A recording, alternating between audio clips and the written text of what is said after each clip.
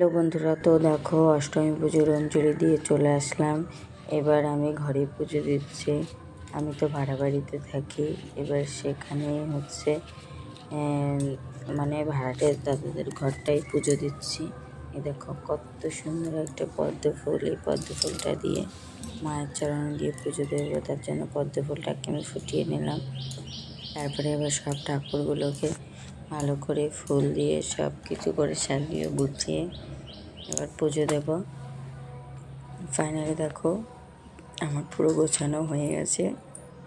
এবার আমি ঠাকুরকে আরতি করে নিচ্ছি। আরতি করাও কমপ্লিট আমার।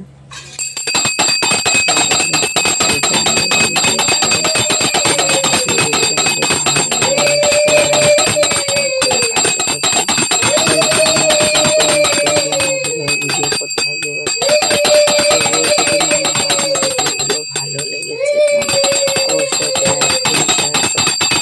তো এইভাবে দেখো আমি পুজোটাকে কমপ্লিট করে নিলাম। এবার তো বাড়িতে একটুখানি সেলিব্রেট করবো, মানে ইচ্ছা আছে অষ্টমী পুজোর দিন যেহেতু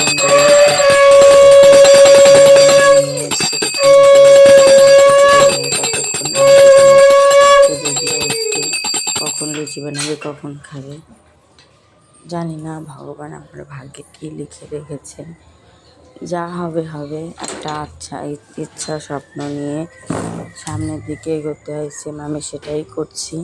তো তোমরা আমার পাশে থেকো, তোমরা আমার সাথে থেকো। তোমাদের কাছে এটাই আমি বলি, আমার মেয়ের জন্য আশীর্বাদ করো তোমরা সবাই, ও জন্য সুস্থ ভালো থাকো।